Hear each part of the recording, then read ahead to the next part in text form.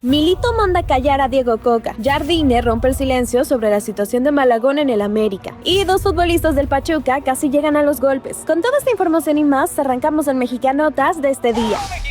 Ayer en el partido contra Querétaro, todos nos sorprendimos al ver a Malagón en la banca, ya que si bien es cierto que ha sido de los jugadores que más críticas ha tenido de parte de la afición, nadie llegó a pensar que lo podrían mandar a la banca. Pero más allá de las especulaciones que se dijeron por esta situación, el entrenador del América rompió el silencio y en conferencia de prensa explicó por qué lo mandó a la banca. Todo se trata más bien de una estrategia con el calendario, pues el martes las Águilas jugarán la Conca Champions, partido que jugará Malagón y a partir del día de ayer irá rotando a los porteros y demás jugadores en el plantel. Eso ya estaba determinado hace tiempo. Ya te anticipo ante Mazatlán para jugar Coca otra vez y después del partido de Mazatlán ahí vamos a ver cómo estamos en la tabla, vamos a tratar de entender el panorama y probablemente decidir cuáles son los partidos que Coca tiene que jugar. De esta manera queda claro que no se debe a un castigo o bajo de rendimiento, sino las estrategias que incluso ya internamente platicaron. ¿Les parece una buena estrategia de parte de Jardine?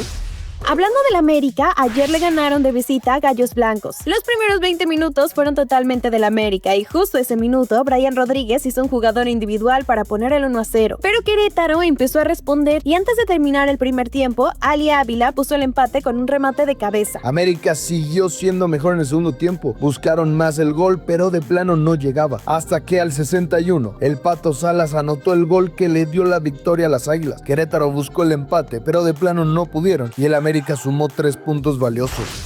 Cruz Azul es más líder que nunca. La máquina fue muy superior a San Luis a pesar de que apenas al minuto 11 los potosinos estuvieron cerca de ponerse de frente. Fue finalmente Paradela quien puso el primero del partido después de una gran jugada que hicieron. Con la ventaja mínima, nos fuimos al descanso y para el segundo tiempo, ahora sí la máquina fue amplio dominador del partido. El segundo gol de Cruz Azul llegó al 66 de parte del Toro Fernández y para convertir el partido en goleada, Andrés Montaño puso el 3-0 definitivo. En un partido que parecía no iba a darnos muchas emociones, hasta el minuto 74 se abrió el marcador. El gol lo hizo el Pocho Guzmán, pero apenas minutos después Puebla empató, dándonos uno de los momentazos de la jornada, pues quien anotó el gol fue José Pachuca. Es decir que José Pachuca le anotó al Pachuca. Pero al 86, Ener Valencia le dio el gol de la victoria a Pachuca. Al final, empató el partido con un golazo, pero el gol fue anulado, aunque justo esa jugada provocó una bronca entre jugadores del Pachuca. Y es que justo antes de ese gol, Ener Valencia tuvo una jugada clara que falló frente a la portería para poner el 3-1. Eso fue lo que reclamó Quiñones a Ener y los ánimos se empezaron a encender durante la revisión del VAR. Ener parecía bastante enojado, pero fueron sus propios compañeros quienes comenzaron a separarlos. Y mientras todo era caos en el VAR con los jugadores del Puebla, también los jugadores del Pachuca eran todo desorden tratando de separar a Ener y Quiñones. Afortunadamente las cosas no llegaron a golpes, los alcanzaron a separar y calmarlos.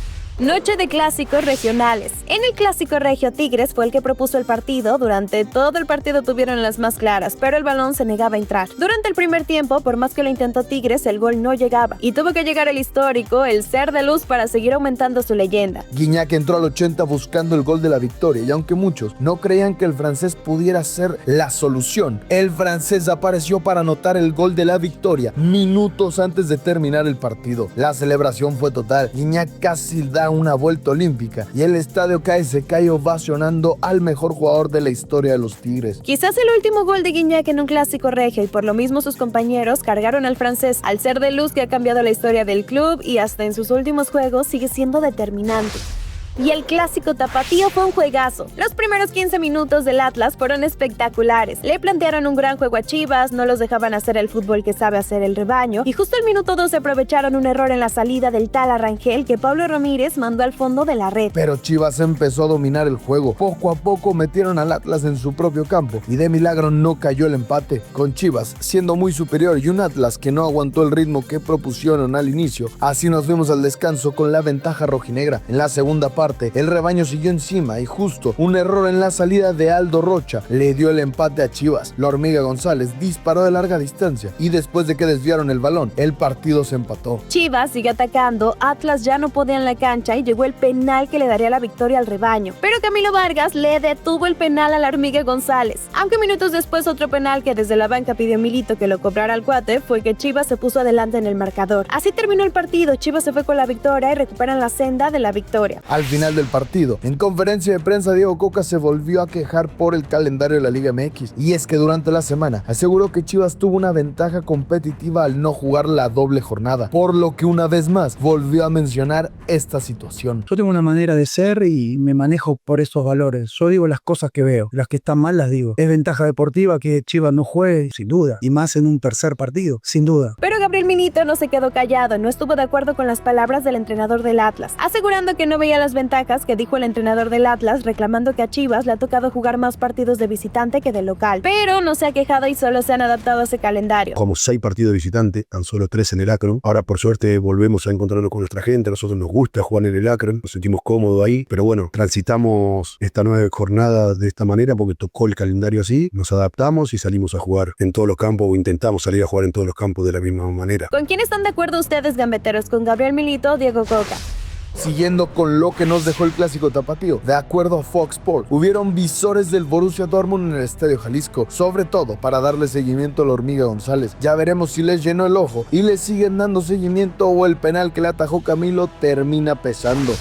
Vamos con Cruz Azul porque informa Adrián Esparza que Kevin Mier ya no jugará con la Sub-21 la próxima semana. Los planes son que ya aparezca en la convocatoria con el primer equipo y que esté en la banca para el partido contra Pumas. Ojo, conste que el periodista afirma que irá a la banca, por lo que Gudiño seguirá siendo titular.